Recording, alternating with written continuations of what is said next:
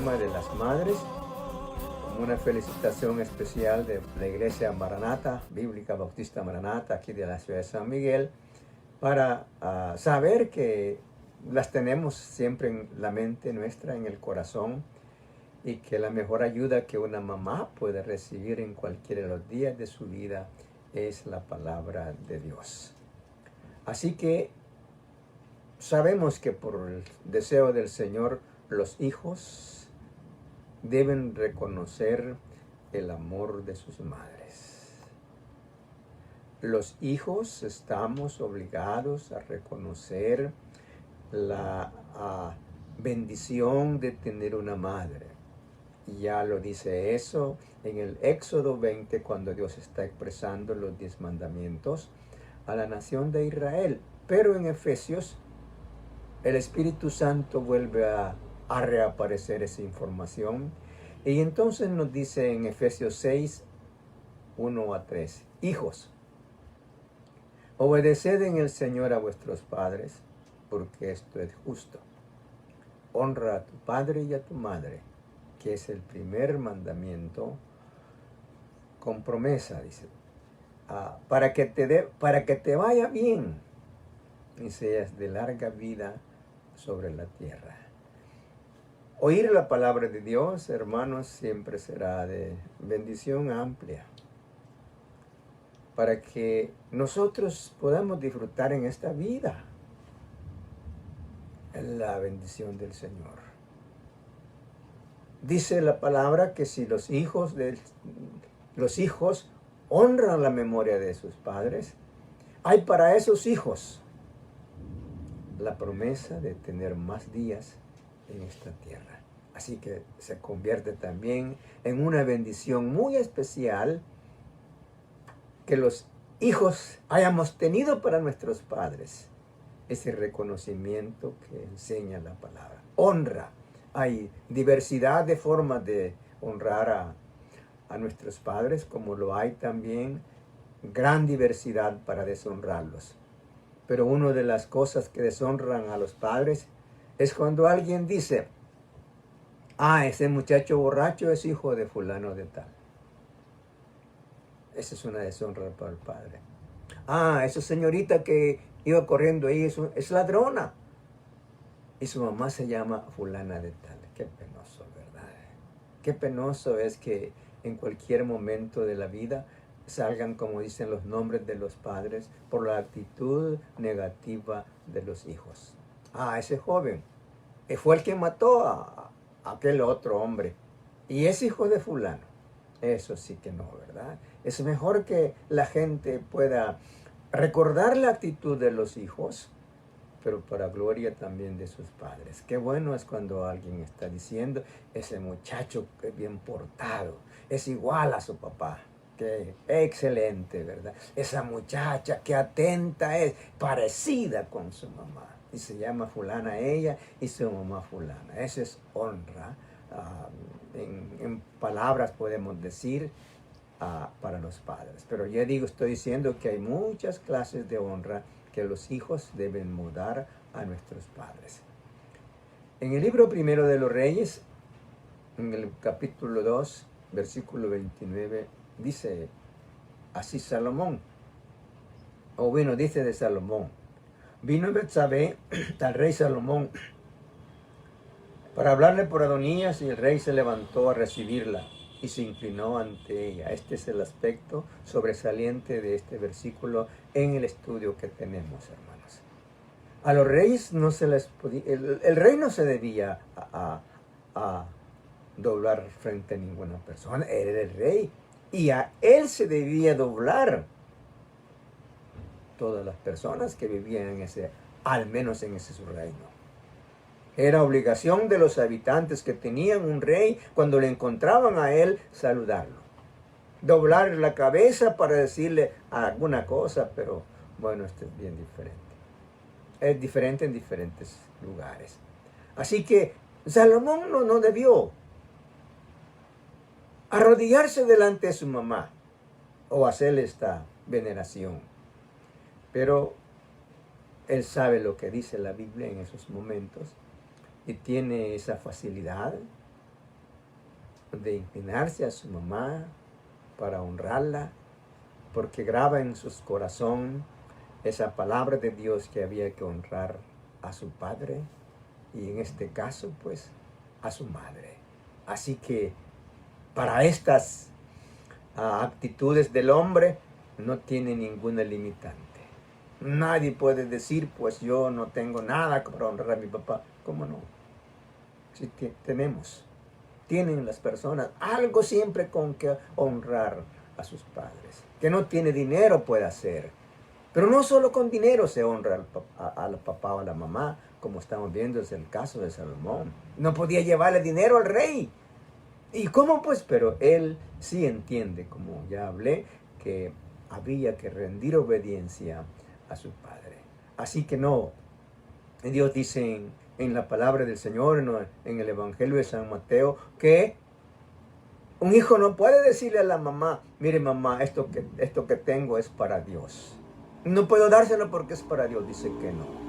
Dios no recibe algo así de una persona que desprecia a su mamá, que no quiere pensar en su, puedo decir, en ese momento de agradar a su mamá, que no puede pensar también en el amor que le dio su mamá.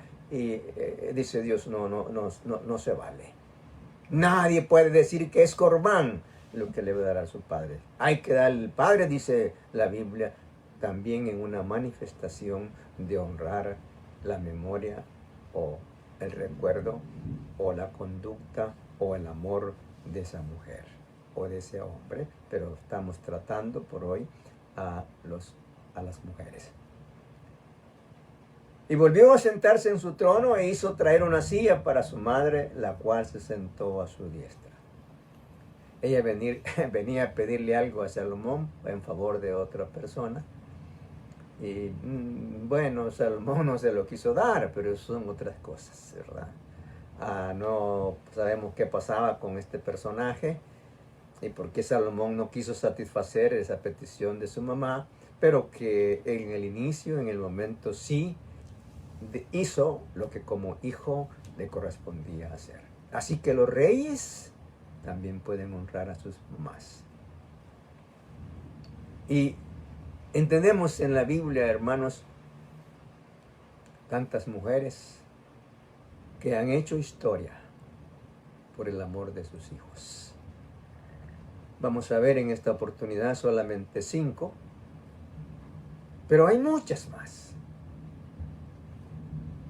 Cuánta sacrificio, cuánto amor, cuánta negación,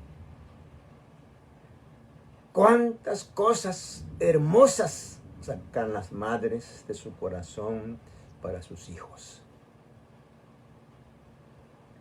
Hay unas, hermanos, que son ingratas, de veras. Gracias al Señor que son pocas. Pero en el segundo capítulo de Reyes, en el versículo 27 al 29 del capítulo 6, segundo de Reyes 6, 27 al 29, ahí narra la palabra que las mujeres se comían a sus hijos. Bueno, eso es por desobediencia naturalmente que llegó a esa situación el pueblo de Israel, pero independientemente de lo que hubiese pasado, hermanos, y yo digo, bueno, una mamá no, si era mamá de las que en verdad entienden su papel aquí en la tierra, no se lo hubieran comido, pero sí se comieron a sus hijos. Ahí muestra que dice una de ellas al rey, señor rey, anoche comimos a mi hijo porque esta me dijo que vamos a comer ahora el de ella y hoy no quiere.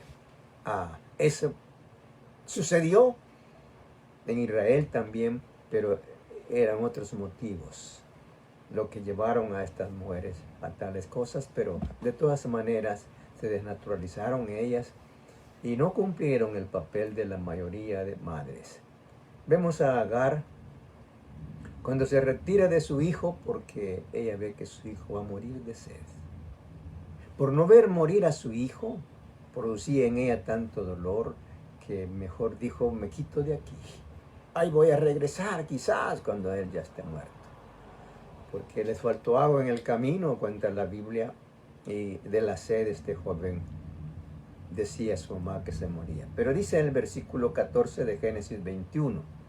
Entonces Abraham se levantó muy de mañana y tomó pan y un odre de agua y lo dio a Agar, poniéndole sobre su hombro, y le entregó el muchacho y la despidió, y ella salió y anduvo errante por el desierto de Beerseba. Y le faltó el agua del odre y echó al muchacho debajo de un arbusto. 16. Y se fue y se sentó enfrente a distancia de un tiro de arca, porque decía, no veré cuando el muchacho muera. No estaba ella en condiciones anímicas para recibir esta noticia, pero ahí tenemos ese caso de Agar. También vemos a Jocabed, hermanos, en la palabra de Dios. ¿Cuántos días estuvo a Moisés en sus brazos? ¿Qué pasó en aquel momento cuando Jocabed dice, voy a tirarlo al río? Ahí es acompañada ella, como cuenta la carta a los hebreos, de su fe. Pero en sí, hermanos, ese momento crucial en que ella tenía que abandonar a su hijo en un río sin saber ciertamente lo que podía pasar. Cuánto dolor llegó a Jocabed en ese instante, pero estamos diciendo que también Jocabed es una madre ejemplar. Dice en el versículo 1 a 3 del capítulo 2 de Éxodo. Un varón de la familia de Leví fue y tomó por mujer a una hija de Leví. Y la que concibió y dio a luz un hijo, y viendo lo que era hermoso, le tuvo escondido 3 meses. Pero no pudiendo ocultarle más tiempo, tomó una arquilla de junco y la calefateó con asfalto y brea, y colocó en ella al niño y lo puso en un carrizal a la orilla del río. Ya entendemos todos esta historia. Era por salvar la vida de Moisés, porque estaba, de hecho, hermanos, enternecida el alma de Jocabed por su hijo Moisés, que se lo pedían para matarlo. Hay una mujer que no aparece su nombre, pero que también ya hemos oído de ella. En el libro primero de Reyes, en el capítulo 3, así una referencia ayer, versículo 25 al 27. Las mujeres dormían juntas, dice la Biblia, y seguramente una de ellas se dio vuelta sobre su hijo y lo ahogó. Y al día siguiente estaban peleando por el niño vivo, pero era un hecho que cada quien reconocía a su hijo. No era tan fácil que alguna de ellas fuese engañada. Pero peleando ahí, peleando por el niño. Y dice la Biblia que Dios había dado a Salomón sabiduría. Y dijo, traerme al niño, pónganlo en las gradas del palacio y hagan 2 pedazos. Él llamó a un soldado y le dijo, soldado, parte ese niño por la mitad. Y dele los pies a una mujer y dele la otra parte a la otra. Pero dice la Biblia que la verdadera mamá, ella gritó al rey y dice inmediatamente, no me lo dé a mí, déselo a esa mujer, pues. Si dice que ella es la madre, déselo. Pero dice que la otra mujer, como no era su mamá, no, dijo ella, ni a mí ni a ti. Y Salomón dijo, esta es la verdadera mamá, y repercutió el hecho para llamar a Salomón un hombre tan sabio que tenía la nación de Israel para poderlo gobernar. Este pasaje de esta mujer, que no aparece el nombre, está en primer libro de Reyes, capítulo 23, versículo 25 a 27. También, hermanos, cuenta la Biblia en el segundo libro de los Reyes, en el capítulo 4. Vamos a ver varios versículos para tomar la historia mejor. Pero dice que esta mujer era bien atenta con Eliseo y que le prepararon un cuarto, le dieron comida, y que Eliseo le dijo a ella en una porción, ¿qué quieres que haga por ti? Pero ella ante eso quedó estática, no supo qué decirle, pero se intervino Giezi y dice, ella no tiene hijos. Entonces Eliseo acordó darle un hijo a esta mujer, o pedir por un hijo para ella, y se lo hizo así. Pero este niño, hermanos, apareció con un dolor de cabeza y murió. Y ahora veamos a su mamá.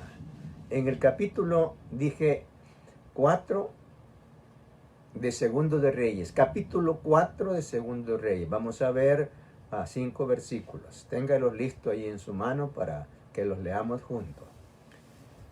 Y el niño creció. Verso 18. Y el niño creció. Pero aconteció un día que vino a su padre, que estaba con los segadores, andaba en el campo. Y el 19 dijo a su padre, ¡ay, mi cabeza, mi cabeza! Y el padre dijo a su criado, llévalo a su madre. 20. Y habiéndole él tomado y traído a su madre, estuvo sentado en sus rodillas hasta el mediodía, y el niño murió. Él dijo, bueno, porque nos saltamos el versículo 23, y él le dijo a la mujer, porque la mujer le dijo, voy a ir donde Eliseo, a que me lo reviva este niño. Él le dijo, no, no vayas. Quería leer esto así, hermanos, porque a veces hay oposición para estas cosas que las personas quieren desarrollar. En este caso que estamos viendo, el amor de una madre. Y él le dijo, ¿para qué vas a verle? No te va a atender, hoy no hay tiempo para él. No vayas, déjalo ahí, enterrémoslo. Pero dice a continuación, hermanos, estamos viendo el mismo capítulo, en el versículo 25. Partió pues y vino el varón de Dios al monte Carmelo. Ella no escatimó el aprecio que tenía el marido por ella, por su hijo, por todas las experiencias que pudiera vivir. No hizo caso, hermano. Ella tomó alguna cubierta, se amarró sus sandalias, quizás vistió un poco mejor al niño y salió con el niño muerto para donde Eliseo. Bien, hermanos, Eliseo revivió a este niño. Pero lo que estamos pensando es esto. ¿Qué pasó? En ese trayecto de su mamá, de la tsunamita, para ver a Eliseo. ¿Qué pasó? ¿Qué hubo en su corazón? ¿Cómo vivió ella estos momentos? Fueron trágicos, seguramente, pero alcanzó por fin lo que deseaba. Pero ella dice a Eliseo, y ella dijo, pedí yo, hijo, a mi señor. ¿No dije yo que no te burlases de mí? Y Eliseo actuó, hermanos, mandando al criado, hicieron una ceremonia con el báculo, pero lo importante es que el niño revivió. Pero hay otra mujer, hermanos, también muy grandiosa en su conducta por demostrar a las gentes y a ella misma, sin duda, el amor que ella sentía por sus hijos. Y vamos a ver en el libro 2 de Samuel, en el capítulo 21, versículo 10 a 13, la parte final de esta historia. Hermanos, Josué hizo un pacto sin consultar a Dios con los gabaonitas. Lo engañaron los gabaonitas a Josué. Pero en el contenido del pacto, Israel no debía actuar nunca en contra de los gabaonitas. La Biblia dice que ahí cercano los encontraron a los gabaonitas porque lo fingieron, llevaron ropas viejas, pan enmohecido, cosas así. Y fue engañado Josué. El tiempo corrió Y vino una hambre al pueblo de Israel. Y David le preguntó a Dios, qué bueno esto, hermanos, qué me gusta eso. Dios respondió inmediatamente a David. Y Dios le dice a David, es que ustedes han matado a los gabaonitas, algo que no deberían haber hecho. Y a eso se debe estas cosas. Arréglenlo con los gabaonitas. Entonces David tomó el acuerdo de platicar con el encargado de los gabaonitas, con el jefe de los gabaonitas, con su rey, y llegaron al acuerdo de que, bueno, los gabaonitas dicen, no, para qué todo el pueblo, que no sé qué, denos 5 hijos nomás de la descendencia de Saúl, y los vamos a matar, solo 5. O 7 me parece, pero bueno, la cosa es, hermanos, que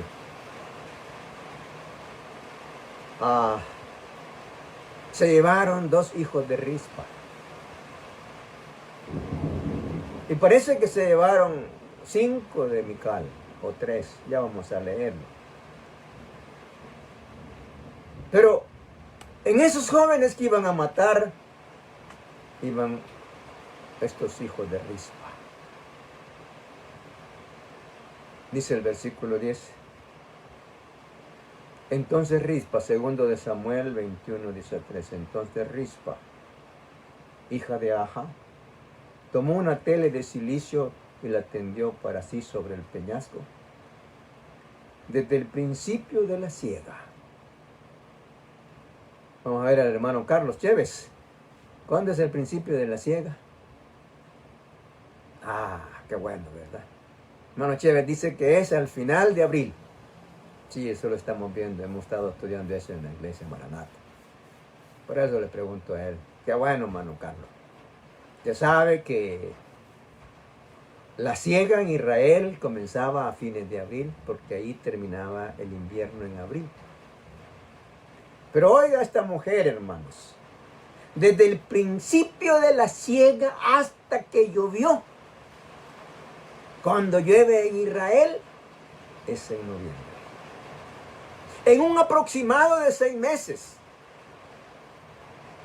Estuvo esta mujer allí cerca de sus hijos. Vamos a ver el detalle. Desde el principio de la siega hasta que llovió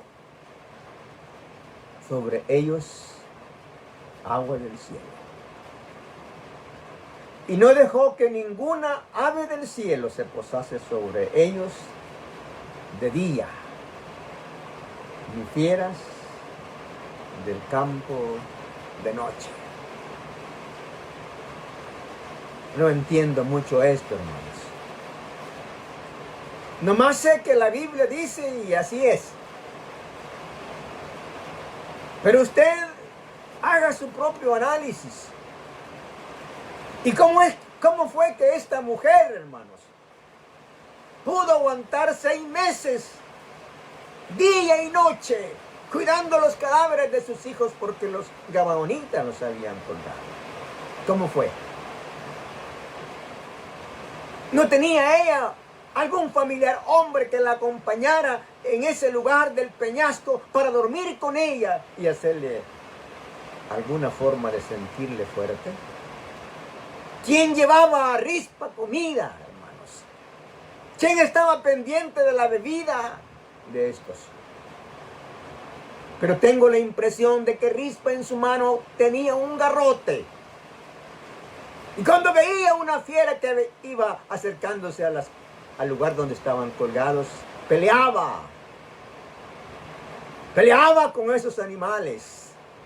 Porque ella había prometido en su corazón que sus hijos, que sus cuerpos de sus hijos no serían destrozados por aves o por fieras. Tenía quizás Rispa por el día los momentos de recoger piedras. Y cuando las aves se acercaban a los 5 o 7 cadáveres, eso lo dice un poco como en el versículo 4, ella los espantaba. Ahí estaba, hermano, Rispa, por 6 meses, aguantando hambre, aguantando frío, aguantando calor, aguantando cualquier dificultad de la intemperie que pudiese venir a los cadáveres de sus hijos. Pero ella se quedó allí, hermanos, muy conforme. Quizás se le hundieron las mejillas a Rispa de tanto aguantar hambre. Quizás se le arrugó más su cara por tanto sufrimiento y por tanta dificultad que encontró. Quizás se veía muy viejecita, Rispa, ya. Quizás muy delgada, hermanos. Quizás con una apariencia diferente, porque la dificultad y su deseo habían transformado inclusive físicamente su cuerpo. Allí estuvo Rispa, cuidando por 6 meses los cadáveres, imagínese usted. ¿Qué hacía Rispa en la vida cuando sus hijos estaban vivos? Si aún muerto, ella tiene para ellos un corazón todavía grande. Un corazón que derramaba en lo más profundo de su ser un amor tan profundo por sus hijos, que ni sus cuerpos ella quería que fuesen dañados. Ahí estuvo esa mujer, hermanos. ¿Ya oyeron ustedes la Biblia día y noche? Posiblemente, quizás no todo el día. Tal vez iba a buscar un poco de comida. Pero ella tenía temor de que llegase un sopilote y los picoteara y ya no iban a estar como ella los deseaba. El calor del sol sin duda momificó estos cuerpos, hermanos. Sin duda no se deterioraron tan fácilmente porque ella intervino en estas cosas. Pero como era un lugar un poco conocido por los judíos, alguien pasó y dijo: Rey David, allá está Rispa llorando. Ahí está Rispa casi muriendo por el amor de sus hijos. A saber si este hombre le diría a David: David, haga algo por esta mujer. Vaya a bajar a esas personas y que les den sepultura como acostumbramos nosotros. Pero no deje que Rispa esté así en esas circunstancias tan dolorosas, porque es una madre ejemplar que tenemos aquí en Israel. Versículo 11 del capítulo 21 que mencionábamos. Y dice así: y fue dicho a David lo que hacía Rispa, hija de Aja, concubina de Saúl.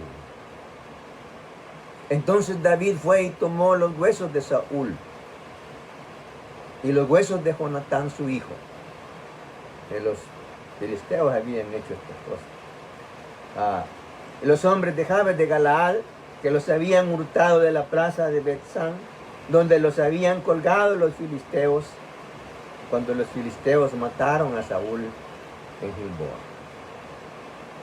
E hizo llevar de allí los huesos de Saúl y los huesos de Jonatán su hijo, y recogieron también los huesos de los ahorcados. ¡Qué maravilla de mujer! ¡Qué mujer, hermanos, tan especial! Como muchas más que no pudimos leerlas esta tarde por cuestiones de tiempo. Pero que usted sabe que hay muchas mujeres más ejemplares, y lo hay en estos días también, mujeres de un corazón tan grande para sus hijos. Hermanos, qué bien que podemos nosotros llevar al corazón ese interés de Rispa. Qué bueno que nosotros podamos decir así en el fondo de nuestro ser, qué mujer. Así quisiéramos nosotros, todas las madres. Porque hay unas que han matado a sus hijos, como ustedes lo saben. Pero como Rispa, pues, es diferente. Lloró, sufrió mucho Rispa con el clima. No llovió, porque ya sabemos por qué no llovió, pero sí hubo sol recalcitrante allí sobre sus pieles. Hubo hambre, hubo malestar en su dormir. A lo mejor dormía 1 hora y se levantaba, dormía otra media hora y se levantaba. Qué terrible, hermano. Qué grande el sufrimiento de esta mujer. Pero debemos de saber una cosa mucho más importante que esto. Cristo sufrió más por nosotros que Rispa. El dolor y el sufrimiento de Jesucristo por nosotros es hasta hoy por el ser humano indescriptible. Todas las madres aman a sus hijos, en su mayoría. Pero hay que tener también conocimiento que Jesús ama a la humanidad con un amor mucho más grande que el de una madre.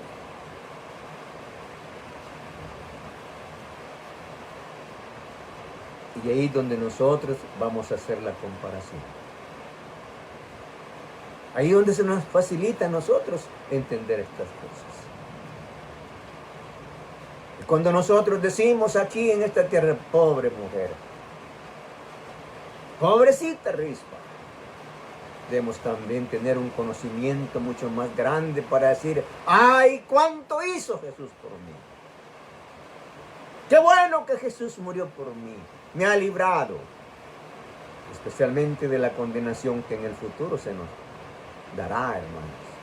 O Dios les dará a las personas que no le conocen. Este amor indiscutible de muchas mujeres presentadas por la Biblia nos debe de hacer reaccionar para ver también cuánto más fue el amor de Dios por nosotros. Y quiero recordar Isaías 53, donde en uno de los versículos nos dice el profeta, molido por nuestros pecados. Cristo fue molido, fue deshecho por dentro, hermanos, por nuestros pecados. Y por eso, aunque hayan madres tan valiosas en este mundo, pero nunca será igual al sacrificio que Jesús hizo por nosotros. Así es que, felicidades, madres, por haber venido a este mundo y compartir eso con los demás. Pero esperamos que ustedes también sean ayudadas para que sus hijos puedan crecer con el amor del Señor. Dios les bendiga. Vamos a orar. Amado Padre, gracias por darnos esta oportunidad nuevamente. Lo repetimos continuamente, Señor. Es que en tus brazos preciosos somos felices. Entendemos no todo, pero sí lo que a nosotros nos es útil, a lo que nosotros sí entendemos, cuánto nos ayuda. Poder saber que fuiste a la cruz para que nosotros seamos librados de toda especie de mal, aquí en lo presente, pero también en el futuro. Así es que, Dios amado, Gracias por todas las madres que tú has dado en este mundo. Como dice Pablo a los hermanos de Corinto, es que no pueden haber solo hombres en la tierra, también hay mujeres. Y las mujeres nacen de los hombres y los hombres nacemos de las mujeres. Bueno, Pablo está diciendo que uno y otro es importante. En esta vida, los hombres y las mujeres son importantes, están incluidas en el plano del Señor por algo muy valioso. Cuidemos todos como padres ese valor, y las madres son invitadas también a cuidar ese valor que Dios les ha dado como madres de hombres y mujeres que van a honrarles a ellas y también van a honrar el precioso nombre de su Hijo amado. Así es que, mi Dios, gracias por conocer tantas madres. Y esperamos que todas las madres sean felices en nuestra tierra. Que cada una de las madres que hay, especialmente las cristianas, oh Señor, que siempre podamos escalar niveles de vida mejor. Oh Señor, por Jesucristo te lo estamos suplicando.